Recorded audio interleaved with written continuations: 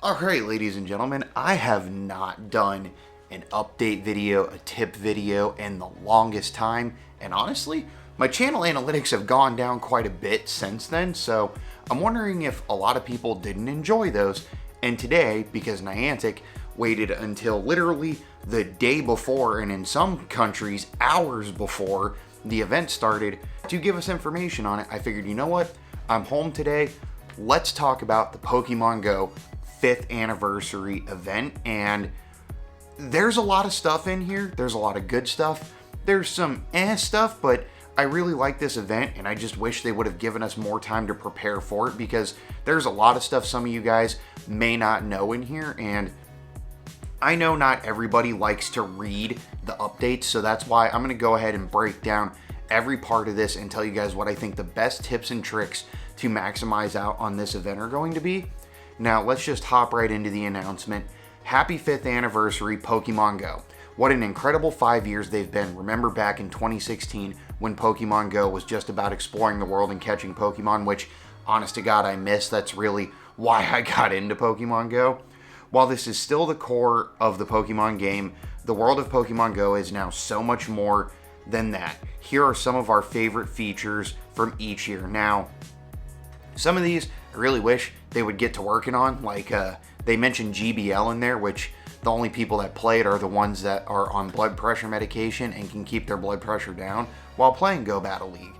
But the biggest thing is they're talking about with the one at the end, 2021, with the sky mechanics and expanded Pokédex classifications. Now, if you're not in certain parts of the world, you don't have that yet. We don't have that yet, so we can't really go into that. But the long story short of it is they have a lot of different classifications in the Pokédex now. They also have real-time weather in the world, like it shows the sky, the water, all of it's so amazing. But let's go ahead and get into the logistics of the event. So it's going to be from July 6th, 2021 at 10 a.m. to Thursday, July 15th, 2021 at 8 p.m. So about 10 days, which is pretty awesome. Now here is where I get really excited. For starters, Darumaka and Flying Pikachu with a 5-shaped balloon will be appearing more frequently in the wild.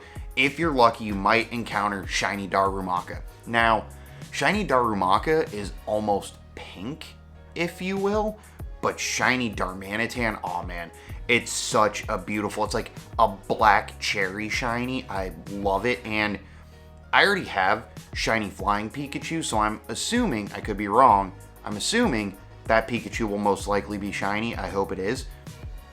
Darumaka, Chespin, Fennekin, Froakie, and Flying Pikachu with 5-shaped balloon will be appearing in 1-star raids. Now, here's the thing about this. Darumaka and Pikachu are the only two out of those that can be shiny, but the problem with that is 99% of the time in raids, they are full odds and not worth the money. I'm most likely not going to be doing it because, I mean, hopefully they'll be spawning enough in the wild, and through research tasks, you won't have to worry about it. Then we go Bulbasaur, Charmander, Squirtle, Chikorita, Cyndaquil, Totodile, Trico, Torchic, Mudkip, Turtwig, Chimchar, Piplup, Snivy, Tepig, Oshawott, Chespin, Fennekin, Froakie will be appearing around Pokestops with active lures and after you complete field research.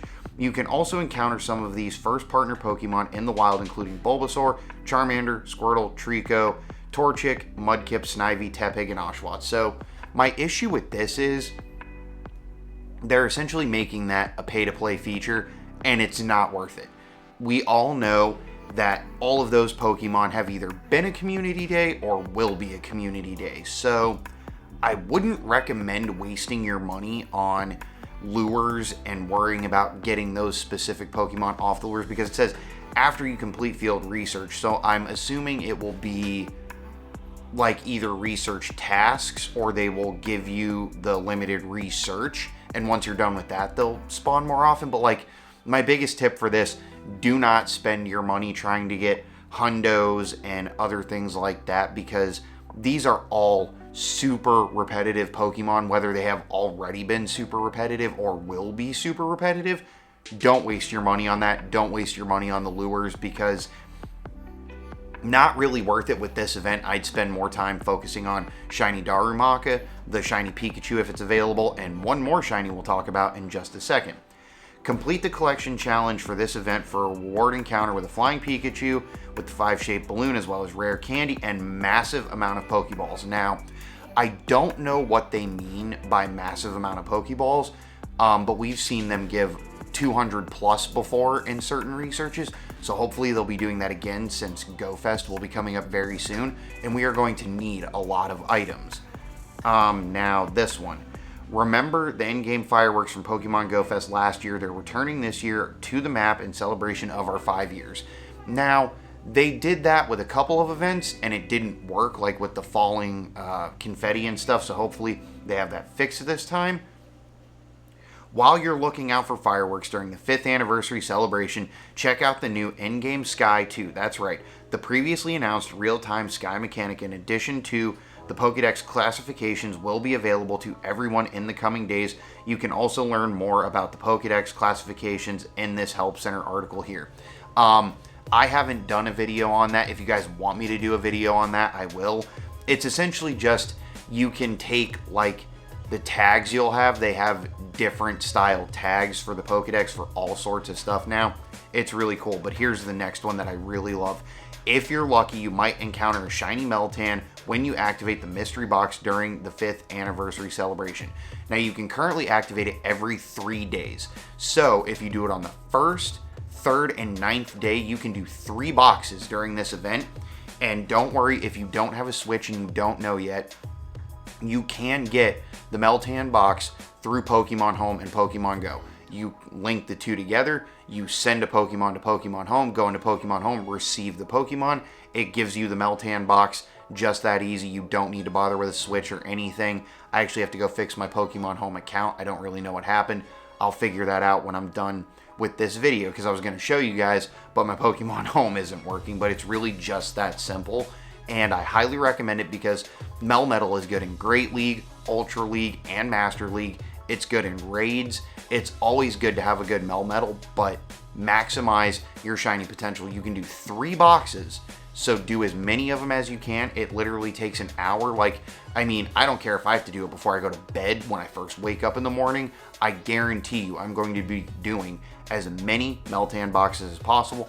Plus, I just want to get more XLs in the candy, because out of, I think, like 1,200 Meltan, I've never seen a hundo, so I'm still going for that as well. Maximize this, because, I mean, and also, in those almost 1,200 encounters, I've only got 2 shinies. I've got 1 Melmetal and 1 Meltan, and both of them suck. So this is also a good potential to get a good shiny Melmetal, which doesn't happen that often, but also you can trade it. It's one of the only mythicals. The only mythical you can swap in Pokemon Go for Luckies. So I would go ahead and, you know, do a Lucky trade if you can get one, but there's definitely a lot of potential for that. They are also bringing back the Jumpstart Celebration Research. It will be available during this time for any trainers who missed out on it during last year's anniversary celebration, as well as the year before. So just make sure you go in and claim it, get it started. This special research is designed to help you catch up with other trainers with a ton of Stardust XP rewards, as well as some exciting Pokemon encounters. If you haven't done it yet, I'm not going to spoil it for you. There's some really cool stuff in there. You can get 5th anniversary gift stickers. Nobody cares about stickers. This is a big one. You'll be able to expand your item bag up to 3,500 from Monday, July 5th at 1 p.m. PDT. If you need space, go ahead and do it. I always max it out because I want as many as possible, because I use the gacha a lot, and the more Pokeballs I can keep, the less I run out of them. And after 24 hours of incense, after the community day, I went from, I had like 1,700 Pokeballs when I dropped 24 hours of incense. I'm currently only back up to 1,000 after spinning for 2 days straight. The Special Box, Ultra Box, and Adventure Box will contain different items starting Monday at 1 p.m. PDT. Bonuses. All lure modules will last 1 hour for the duration of the event, including Glacial, Magnet, Mossy, and Rainy. As you think back on your favorite Pokemon Go memories from the past 5 years, be sure to share them with us on social media with Pokemon Go 5-year anniversary hashtag. There's much more to look forward to this 5th anniversary celebration as beyond for the years to come. Let's go. So this is a huge update. I mean, we've got Shiny Darumaka and Shiny Darmanitan. We've got new boxes coming, thank God, because the current ones suck. We've got Shiny Meltan returning. There's just so much potential, but there are easy ways to waste your money and waste your resources. And the biggest one here, I don't believe the raids or the lures are worth it. Like, they talk about the 1 hour lure mods, but the problem with that is they used to do 3 hour lure mods, 6 hour lure mods.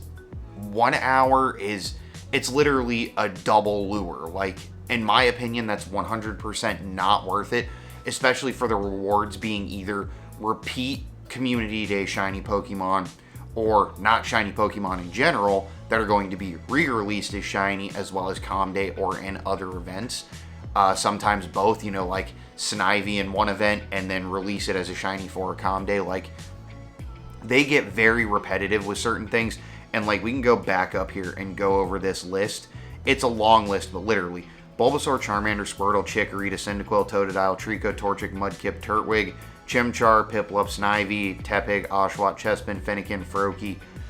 All of those we know have been shiny all the way up to, where was it? Tepig. And then we've got Oshawott, Chespin, Fennekin, and Froakie that haven't yet, but we know will be. So there's no point in doing that because, yeah, it's cool to run the lures. It's cool to look for a hundo, this and that. But are your resources worth it when it can't be shiny and you'll be getting, well, literally for free, you'll be getting the opportunity to hunt for it in the very near future? I wouldn't do that. As well as, like I said, the raids. They're doing Darumaka, Chespin, Fennekin, Froakie, and the Flying Pikachu. Only 2 of those can be shiny.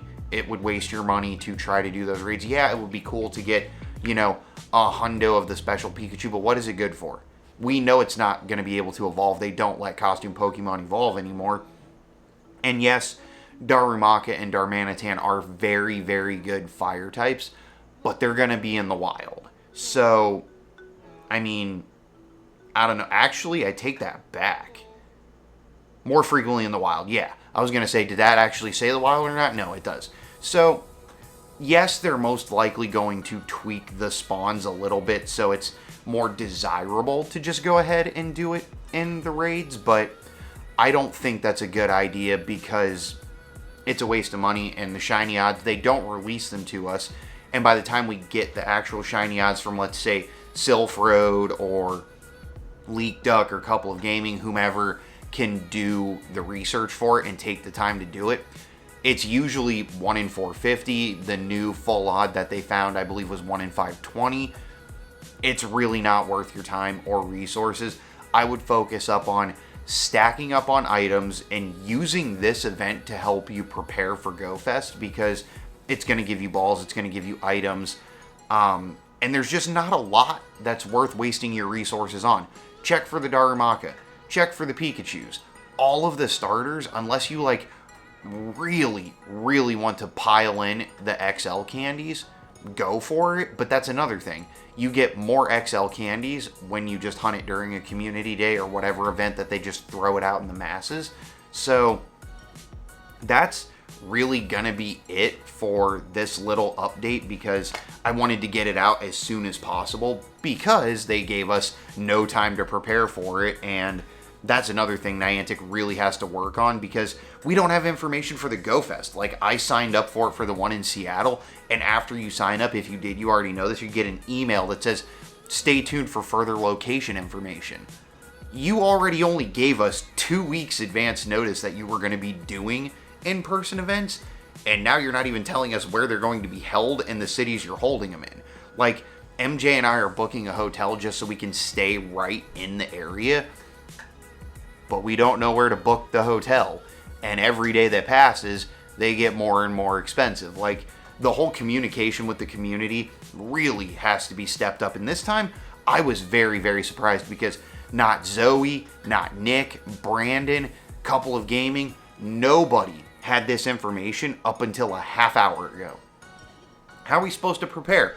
What if people are working, you know? Like, some people like to go out on the first day, and I know it's not the most important, but if we had the information, maybe they could have. It's bad. I don't know. Niantic has been they've been weird lately. Like, it's been worse than normal lately, so hopefully we can get that communication moving with them, but this won't continue on. And there is just one thing I wanted to show you guys, because I'm not going to throw it in any other video. A little update of the 24 hours of incense as soon as my screen recording gets going here. I just have 2 shinies to show you. It's literally the worst 2, not the worst 2, it's bad, but here's one of the shinies you don't need to go for during the event. We got ourselves a shiny Torchic in Pokemon GO from our 24 hours of incense after Community Day. We get a Community Day shiny, and then we got an Aeron, which, don't get me wrong, I love shiny Aeron, but this is my 7th one. Didn't need it. That's pretty much it. I just wanted to show those 2 little guys off before I forget. Let me know down in the comments what you guys think about this Pokemon GO 5th anniversary event. I honestly feel like it could have been better. Don't get me wrong. I'm very happy about shiny Meltan. I'm very happy about shiny Darumaka. But we're talking a 5th year anniversary. We're talking a $1 billion company. And we're talking about hundreds of thousands of players.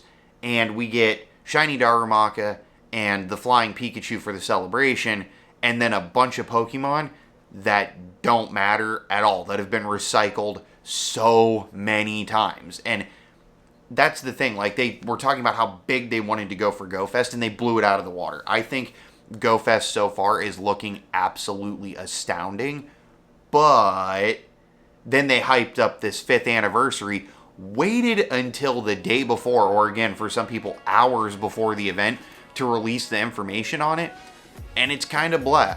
I like Meltan, I like Darumaka, I like the shakeup of the boxes and the fact that I'll be able to get more bag storage, but other than that, I mean, there's no XP bonuses, there's no Stardust bonuses, there's no Incense bonuses, lures are only an hour, and you have to use them to get certain Pokemon. Like, if you're gonna make me use a lure, give me a 6-hour lure, and then I'll just go downtown, lure up all of downtown, and stay there all day and help everybody out, you know? It's hard to get people out for a 1-hour lure. No Incense bonuses, no XP bonuses, no Stardust bonuses.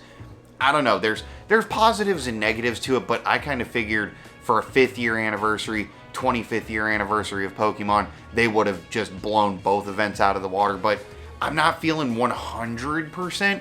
I'd say a good 85%, because even though it's not the greatest Pokemon, as long as there's just mass amounts of spawns, you can still Stardust grind, XL candy grind, all that stuff without spending a lot of money. But until the event starts, we can't really tell how much they're leaning to the, pay to play side of this, or it's an event for everybody. So we'll go ahead and see what happens. But like I said, let me know your thoughts and opinions down in the comments, what you guys think of this, how you're going to play it. Are you going to do the lures and raids? Are you going to do the free-to-play side? Because I honestly think with this one, I'm definitely leaning very hard towards the free-to-play side for Darumaka and just hunting shiny Meltan while saving my resources for GoFest.